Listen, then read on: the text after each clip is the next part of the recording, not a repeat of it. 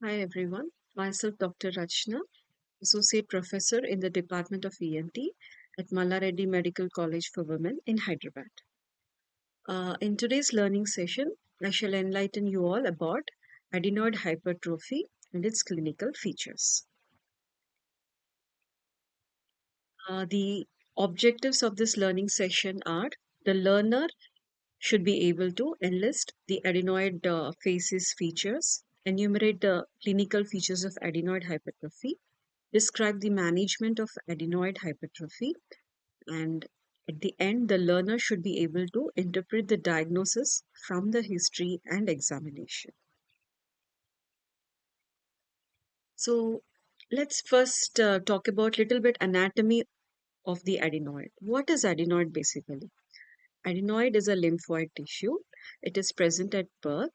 It increases in size gradually up to the age of 6 or 7 years, and later it begins to atrophy. In a child of 18 months, basically it forms like a projecting pyramidal mass in the nasopharynx. Since it's a pyramid, it has a base and an apex. The apex is near the posterior end of the nasal septum, and the base is at the junction of the roof and the posterior wall of the nasopharynx. So if we can see, this is the adenoid tissue. So it has got a base and an apex, a pyramidal tissue. So the base is towards the roof of the nasopharynx and the apex is towards the posterior end of the nasal septum. So if we can see, this is the nasal cavity. We can see the lateral wall of the nose with inferior turbinate, middle turbinate, and also the superior turbinate. And in the floor, we have the palate. So here we have the hard palate, the soft palate, and the uvula. And this is the So coming to the surface of the adenoids, basically adenoids, it consists of vertical furrows or the grooves. Unlike the tonsil, a tonsil has got a cleft-like spaces which are called as crypts. So the folds of the adenoid, they radiate forwards and also laterally, and they form a median recess, so which is called as the pharyngeal bursa. This bursa is basically a blind recess at the base of the adenoids.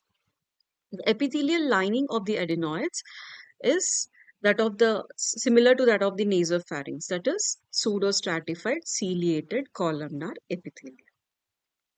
And if we see the lateral prolongation of this adenoid behind the opening of the eustachian tube, it forms a tubal tonsil, which is also called as the Gerlach tonsils. And the blood supply of this adenoid is from the ascending palatine branch of the facial artery and also the pharyngeal branch of the maxillary artery. Adenoid has got different names. It is also called as pharyngeal tonsil and it is also called as the Lushka's tonsil. Uh, Few words about Valdier's ring. So, what exactly is a Valdier's ring? A Valdier's ring is basically made up of lymphoid tissue. It's an interrupted circle of protective lymphoid tissue at the upper ends of the respiratory and also the alimentary tract. So, if we see the Valdier's ring, it is composed of the adenoid. Laterally, we have the tubal tonsils around the eustachian tube. Then we have at the level of oropharynx, we'll have the palatine tonsils. And on the posterior one third of the tongue, there is lingual tonsil. And it also comprises of lateral pharyngeal bands in the posterior pharyngeal wall. So this is about a little anatomy about the Valdier's ring. So adenoid is a part of Valdier's ring. Let's see what is the function of this Valdier's ring. So they help in the formation of lymphocytes and plasma cells. They help in building the immunity of the body and also in the formation of antibodies. They protect the lower respiratory tract by guarding the entry at the level of the air passages, that is nose, and also the oral cavity. So on the whole, the function of the Valdier's ring is basically that of the defense mechanism, a policeman. Uh, Since adenoid is also a part of the validator stream, so let's see what are the immunoglobulins that are produced by the adenoids. So in adenoids, we have pentametric IgM5 and IgE2. These two immunoglobulins are elaborated.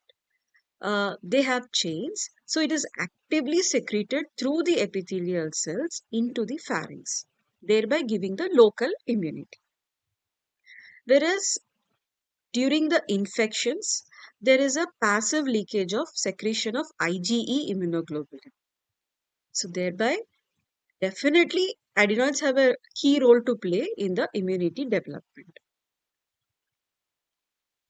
In the nasopharynx, the adenoids are constantly in contact with the inspired air that comes from the nasal cavity, and adenoids are bathed in the nasal mucus by the nasociliary mechanisms. So, continually, the adenoid tissue is exposed to the antigens, to which they react by forming the antibodies.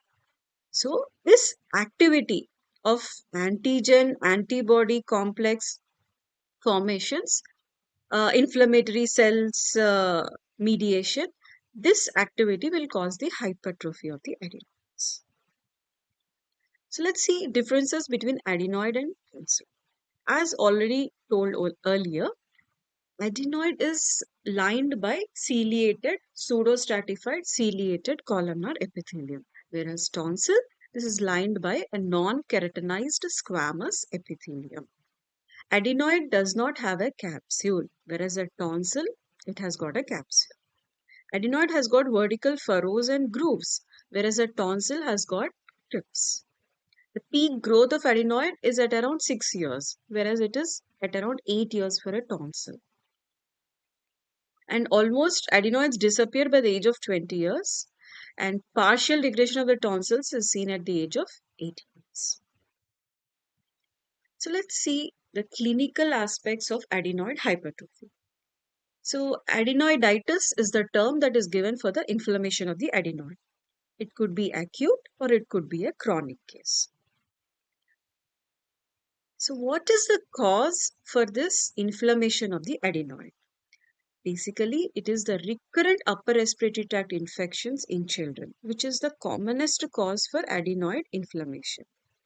And the cause for this recurrent upper respiratory tract infection is because of many factors. Either it could be a child in a low socioeconomic status, in a crowding area, pollution could be a factor, or allergy could be a factor.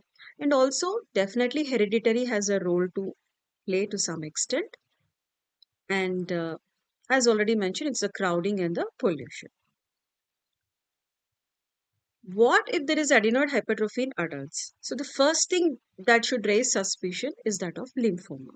So usually we have seen that at the age of puberty, the adenoids tend to get atrophy. But if they persist in the adults, definitely we have to rule out lymphomas. So what is all the possibility of adenoid persisting in adults? The reason could be chronic nasal infections, chronic rhinosinusitis cases, allergic conditions. So, because of all these things, there could be repeated hypertrophy of the adenoid, resulting in persistence of the tissue, leading to nose block.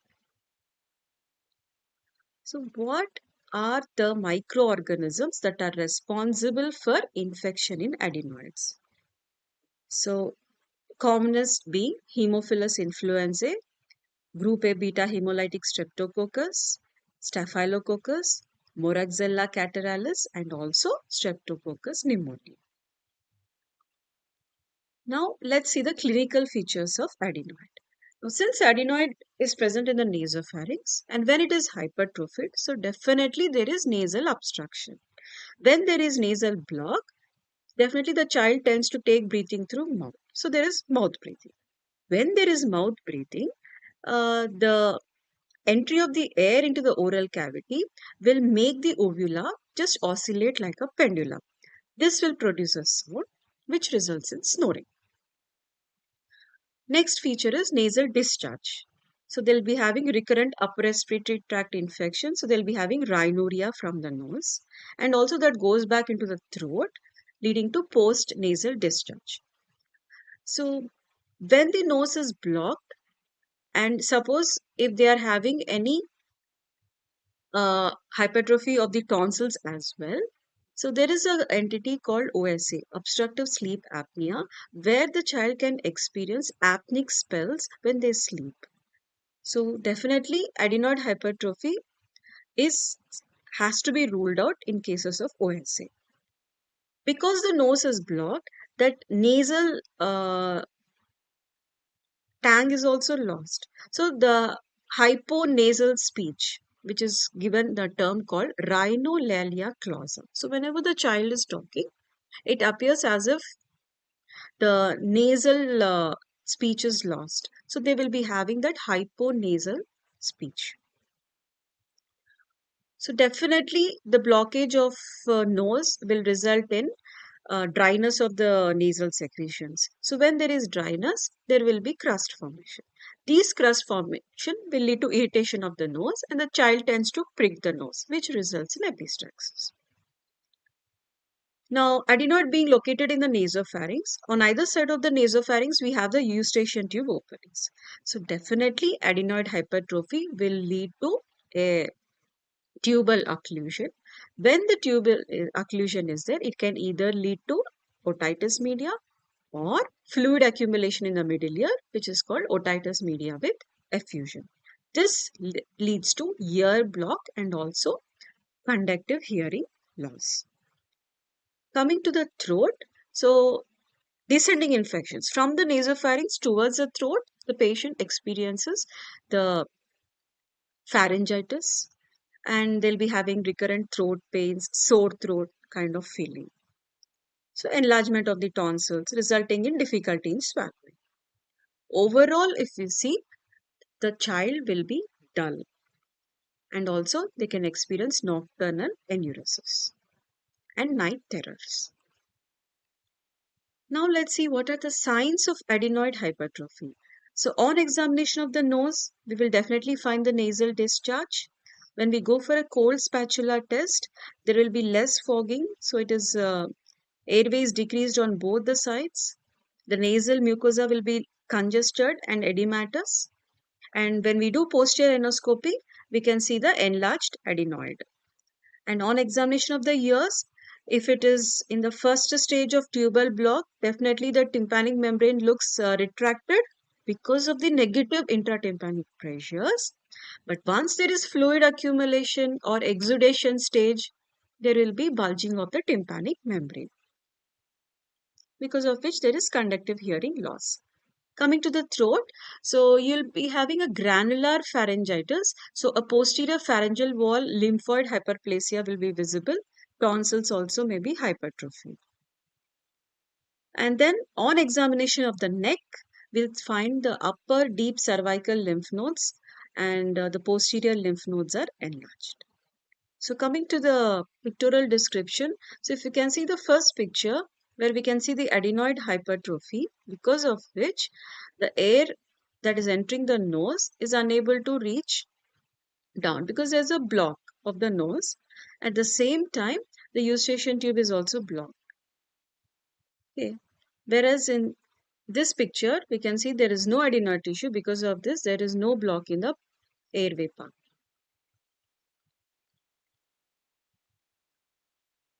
Adenoid faces. So because of adenoid hypertrophy, the child typically has got a certain features which is given as a term adenoid faces features. So let's see one by one what are the features. So firstly, there will be a pinched nose.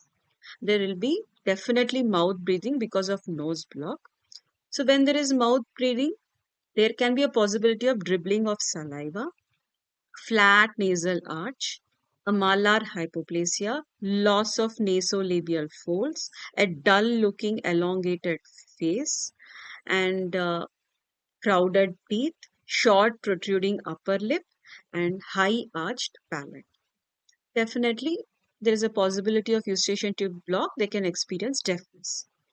Coming to the general features, a child can experience a growth retardation because of the poor immunity and malnutrition. a pigeon-shaped chest, and a protuberant abdomen. So let's see the pictures. So we can see the pinched nose, mouth breathing. So overall, a dull-looking face, loss of nasolabial folds, and protuberant short upper lip, the crowding of the teeth. Now that we have seen the clinical features and the signs, the next thing is how do we investigate the case? How do we confirm that it's a case of adenoid? So we need to ask for two tests. One is a diagnostic nasal endoscopy, and the second one is X-ray nasopharynx laterally. So in diagnostic nasal endoscopy, we take help of a pediatric 2.7 mm 0-degree endoscope, wherein we can directly reach the choana and look for the size of the adenoid. In X-ray nasopharynx also, we can confirm radiologically. In young children, when they are under general anesthesia effect, when we try to palpate adenoids, classical feeling that we get on palpation is it gives a feeling of bag of worms. So we can see the diagnostic nasal endoscopic picture here. This is the choana and we can see the enlarged adenoid, and this is the posterior end of the inferior turbinate. So radiologically, adenoid is visible as early as by 4 to 6 months. So here we can see a homogeneous opacity in the nasopharyngeal area. That's an adenoid hypertrophy. There's a grading of adenoid given by Cassano based on the nasal endoscopy. The grade 1 will be the choanal end is completely free of adenoid. In grade 2, we can see that upper half of the choana is occluded by adenoid, but there will be no eustachian tubal opening involvement. In grade 3, 75% of the choana is occluded with a partial tubal involvement. And in grade 4, there's a complete choanal occlusion with total involvement of tubal opening. So this is the adenoid grading which is given by Cassano. Now, how do we treat a case of adenoid? So if it is a mild case, say grade 1, grade 2, we can go with conservative management. So every time the patient experiences the symptoms, first we need to control the upper respiratory tract infections, give them a course of antibiotics and analgesics, anti-inflammatory, nasal decongestions which relieve the nose block, antihistamines, and of all, it is the local steroid nasal spray, mometazone, preferably given one puff twice daily for a period of 2 months, can be given to the children, followed by regular follow-ups. Thereby, we check radiologically or go for an endoscopic evaluation, look for the reduction in the size of the adenoid as well as reduction of the symptoms. Along with this, a lifestyle modification, improving the nutritional status of the child, going for certain breathing exercises definitely will improve the immunity of the child. And in moderate to severe cases, we have to go for the surgical intervention of removing the adenoid, which is called adenoidectomy. So what are the indications for adenoidectomy? So the recurrent chronic adenoiditis, moderate to severe cases, a child with nasal obstruction, chronic mouth breather, hyponasal voice, craniofacial growth abnormalities, OSA cases, and those with recurrent otitis media or a persistent otitis media with effusion case. All this warrant the need for adenoidectomy. What are the contraindications to do adenoidectomy? So, child less than 3 years, we can't go for adenoid. The child with bleeding disorders, we can't go for adenoidectomy because nearly 150 to 200 ml of blood is lost while doing adenoidectomy. And even in acute infections, we are not supposed to go for surgeries. Cervical spine pathologies like unstable spine, epidemic of polio, Down syndromic child. because in Down syndrome, the child will have an atlantoaxial subluxation. So, in such cases, there is every possibility of developing complications. So, we need to avoid doing adenoidectomy. Instead, a conservative management is preferred. Now, let's see what are the different methods of doing adenoidectomy. We can go with a traditional cold curettage method, a microdebrider, radio frequency excision of the adenoid, endoscopic cobblator assisted adenoidectomy, endoscopic transnasal adenoidectomy. So these are all the different procedures of doing adenoidectomy.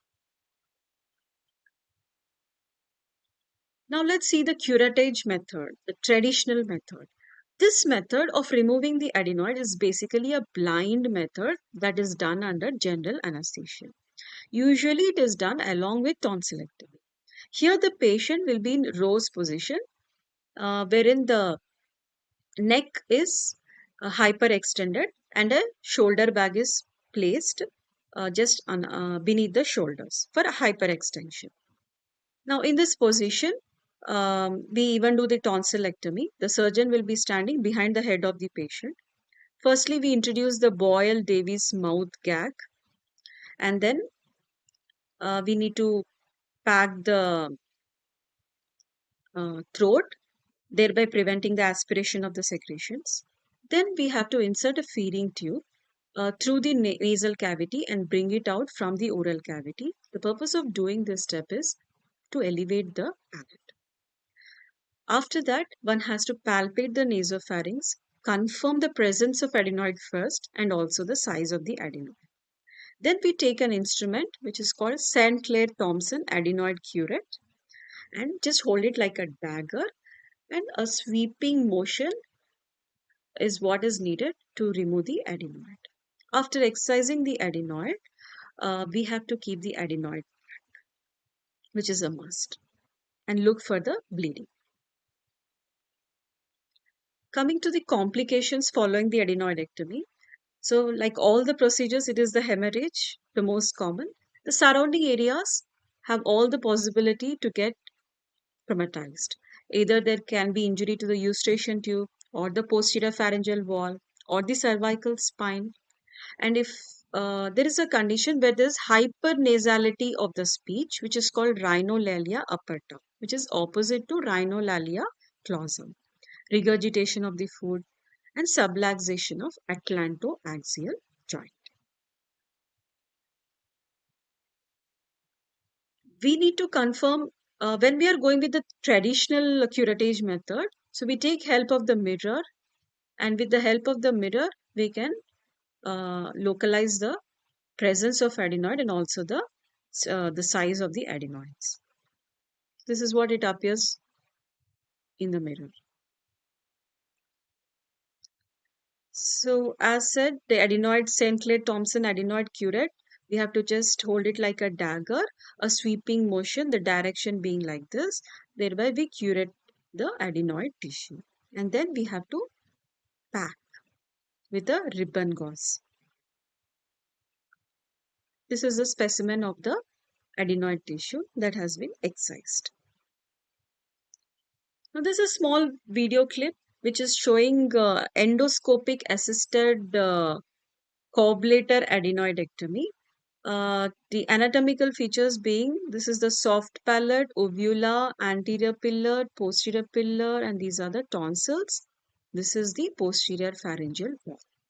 Now, as mentioned earlier, we take an feeding tube, insert it into the nasal cavity, and we get it out from the oral cavity, and then tie both of these ends of the catheter.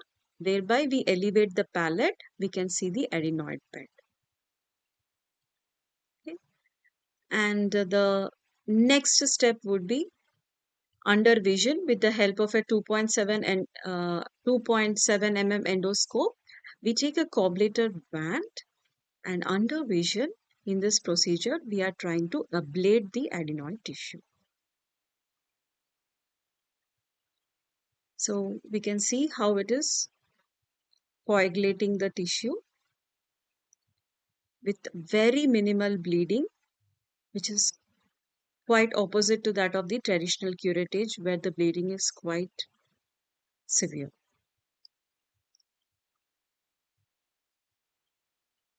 So we can see the tissue being ablated, coagulated.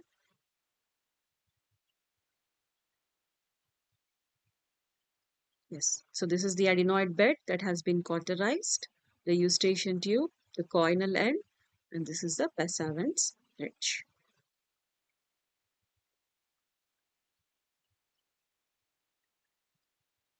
Okay. So before we talk about the Grisel syndrome, just wanted to mention few words about cobblator assisted adenoidectomy versus the traditional curettage method. So when we go with the cobblator method, it's basically selective and a precised end block complete removal of the adenoid is possible. Even the cranial ends of the adenoid are removed in the cobblator assisted adenoidectomy. Whereas in the traditional curettage, we cannot reach the cranial end. So there's every possibility that a remnant of adenoid tissue is left back. Here, cobblator assisted, we take help of an endoscope. So it's not a blind procedure. Whereas a traditional curettage is a complete blind procedure. We palpate and then we curettage. So cobblator has got many advantages. There is complete removal, there is less bleeding, and also it will minimize the post-operative recovery time and pain is also less. Whereas in the curettage, pain is more, post-op recovery is also delayed, and also the pain intensity is also more in the post-op period. The only disadvantage for cobblator is that it's quite expensive and a complete pediatric endoscopic setup is required. So nowadays people are preferring cobblator because of the complete, it ensures the complete removal of the adenoid. And few words about Grisel syndrome. So what is Grisel syndrome?